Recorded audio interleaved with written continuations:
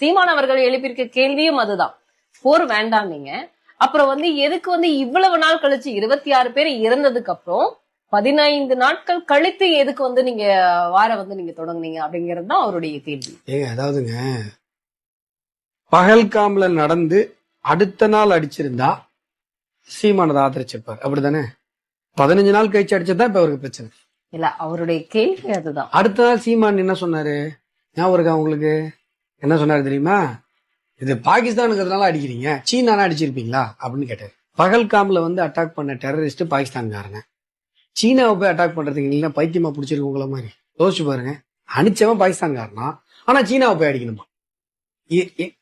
இதுல ஏதாவது சென்ஸ் இருக்கா? அப்போ அடுத்த நாள் அடிச்சிருந்தாலும் நீங்க இதை தானே பேசிருப்பீங்க. 15 நாள் கழிச்சு அடிச்சிருந்தா மட்டும் நீங்க 15 நாள் அடிச்சிருந்தா பேசுறீங்க. இப்போ அடுத்த நாள் அடிச்சிருந்தா நீங்க என்ன இருப்பீங்க? சூப்பர் சார், வரவேற்கு நான் சொல்ல போறீங்க. அப்பயும் இப்படிதான் பேசிருக்க போறீங்க, அறிவு போவாத வகையில. ஏன் சீனாட்ட சண்டைக்கு போல? சோ டெரரிஸ்ட் அடிச்சவன் பாகிஸ்தான்காரன், பைத்தியமா பிடிச்சிருக்கு சீனாட்ட போய் அடிக்கிறதுக்கு. சீனாக்காரன் அடிச்சா சீனாவை போய் அடிப்போம், பாகிஸ்தான்காரன் அடிச்சிருக்கான் பாகிஸ்தான் தான் போய் அடிக்கணும். சரிதானே?